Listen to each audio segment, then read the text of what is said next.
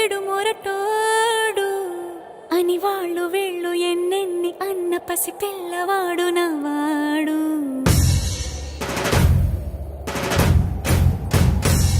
విడు ముండోడు అని ఊరు వాడ అనుకున్న గాని మహారాజు నాకు నవ్వాడు.